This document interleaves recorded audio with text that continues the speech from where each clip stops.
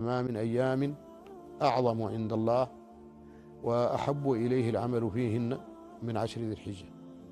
وكذلك ذكر، فإن النبي صلى الله عليه وسلم في حديث ابن عمر أمر بالتكبير والتهليل والتحميد، وذلك مثال للأذكار كلها.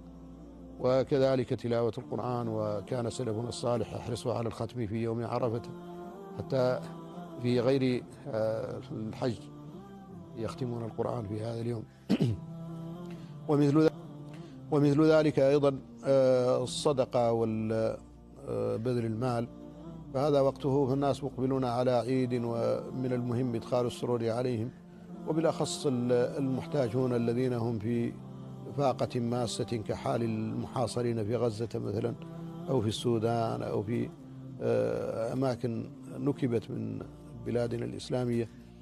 فأهل شمال سوريا وأهل السودان وأهل غزة وأهل الضفة الغربية الآن إذا قدم لهم الإنسان مالا فإنه يحصل به عدد من هذه الحكم، منها وفاؤه لله ببيعته في الجهاد في سبيل الله، بقوله إن الله اشترى من المؤمنين أنفسهم وأموالهم بأن لهم الجنة يقاتلون في سبيل الله فيقتلون ويقتلون وعدا عليه حقا في التوراة والإنجيل والقرآن، ومن أوفى بعهده من الله فاستبشروا ببيعكم الذي بايعتم به وذلك هو الفوز العظيم.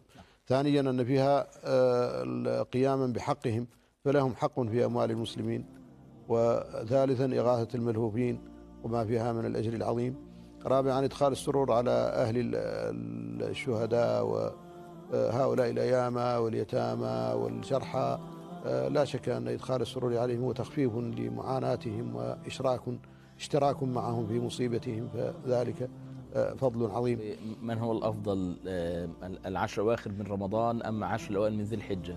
بالنسبة للعلماء ذكروا أن 10 رمضان لياليها أفضل من ليالي 10 ذي الحجة، وأن أيام 10 ذي الحجة أيامها أفضل من أيام العشر الأواخر من رمضان، لأن 10 رمضان فيها ليلة القدر في الليالي، صحيح، وتنتهي بطلوع الفجر، لأن الله قال سلام هي حتى مطلع الفجر، فاليوم ليس تابعا لها. وكذلك هذه الأيام أيام 10 ذي الحجة فيها يوم عرفة، وإنما يتم اليوم بغروب التأكد من غروب شمسه، فبذلك يكون يوم عرفة فيها. وأيضا يوم العيد فيه خلاف أيهما أفضل، هو يوم عرفة، لأنه جاء في وصفه أنه أفضل الأيام، وجاء في وصفه أنه يوم الحج الأكبر.